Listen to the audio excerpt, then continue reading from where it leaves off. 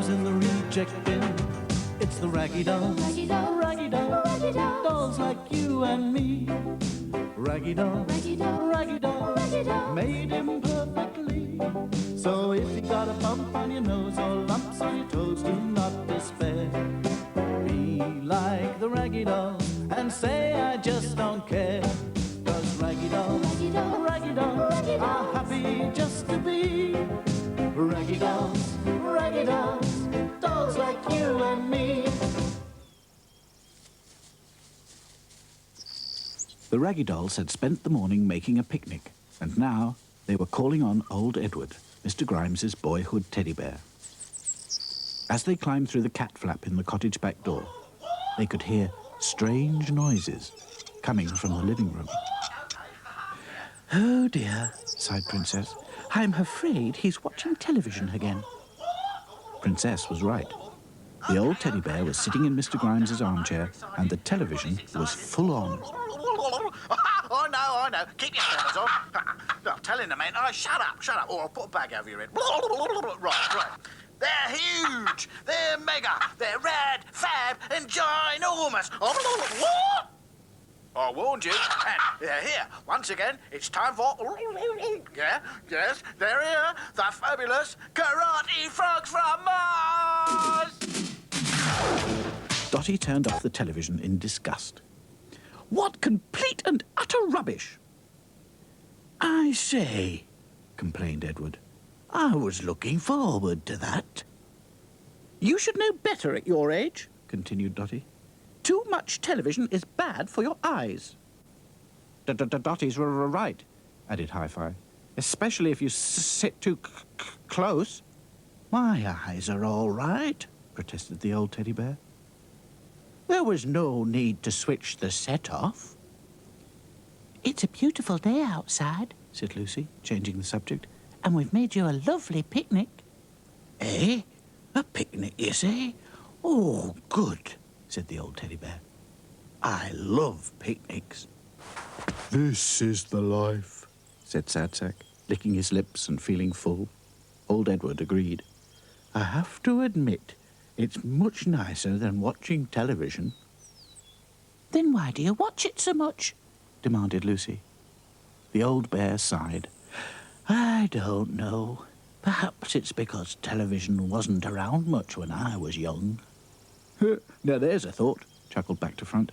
What did children do before there was television? I can tell you that, said the teddy. The old bear smiled and told them how young Ozzie Grimes used to fish for wooden clothes pegs in an old tin bath. How he used to make his own jigsaw puzzles, and how he got into trouble for cutting up a picture of the coronation he found in his mum's magazine. In fact, the old bear chuckled, most of Ozzie's games got him into trouble. There was the unfortunate incident of the catapult and the vicar's window. Gosh, said Princess, these old-fashioned games sound a bit dangerous. Indeed they do, said Dotty. No wonder most parents nowadays prefer to let their children watch television. Just a minute, said Back to Front. What was that you were saying about fishing for pegs? That can't be dangerous. Maybe we could try it. It sounds fun. Where are we going to find wooden pegs? Demanded Sad Sack. No problem, said Back to Front. I'll make some little wooden fish. Magnets, stammered Hi-Fi. We could use magnets. The Raggy Dolls were puzzled. Magnets don't float, said Sad Sack. Even I know that. No, explained Hi-Fi. If we use magnets, then we won't need water. Follow me. Meanwhile, up in the office, Mr. Grimes was not a happy man. He put down the telephone and looked glum. This is not my day, he thought. He sighed and picked up the telephone again. Hello? Oh, Florrie. Can you do me a favour? My sister Ethel's got to go to the dentist and she's bringing my nephews. That's right, Oz and Boz. Can you keep an eye on the lads this afternoon? Oh, yes. Don't you worry, Mr. Grimes, said the absent-minded canteen lady. They're such nice boys. Thanks, Florrie. I really appreciate this. It'll be a pleasure, Mr. Grimes. No trouble at all. Mr. Grimes put the phone down and chuckled to himself. Thank goodness for Florrie's poor memory, he thought. Everyone else calls Oz and Boz the terrible twins. Needless to say, Oz and Boz were huge fans of karate frogs from Mars. They had pestered their poor mother to buy them the suits.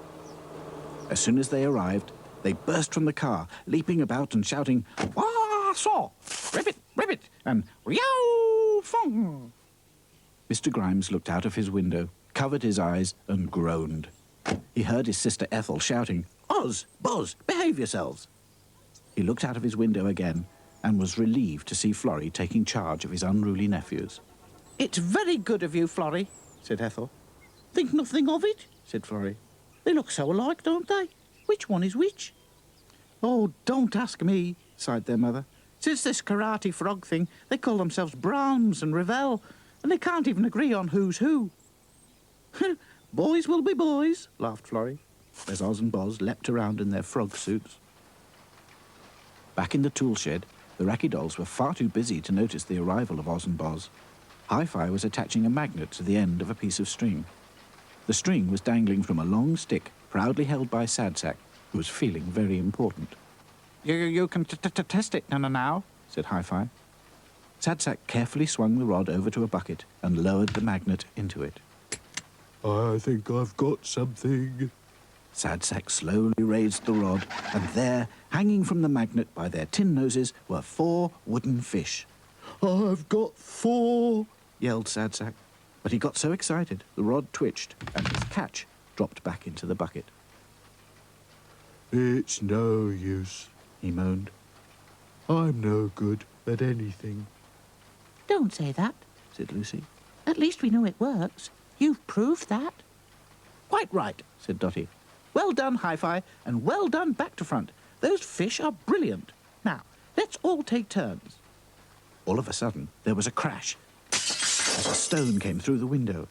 Take cover, ordered Dotty. Oz and Boz, who had run out of karate frog ideas, had decided to play baseball with a stick and some stones. That was your fault, said Boz. No, it wasn't, said Oz. You hit it. Never mind that. Let's see what's in the shed. Oh, no, moaned Sadsack. Shh, hissed Dotty. The very next moment, the door crashed open, and in stepped Boz.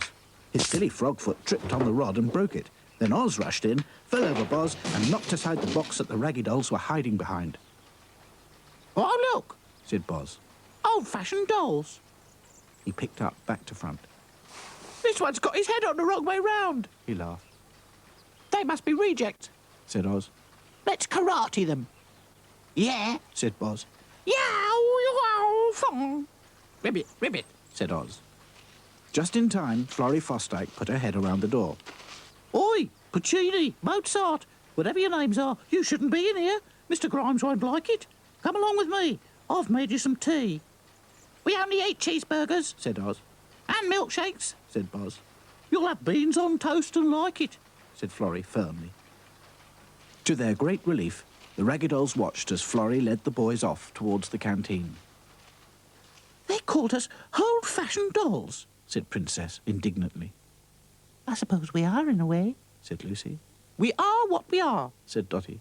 But if Oz and Boz are examples of what modern children are supposed to be like, then I'm quite happy to be old-fashioned. Raggy dolls, dolls like you and me. Raggy dolls, made imperfectly. So if you're not at ease with your knobbly knees and your fingers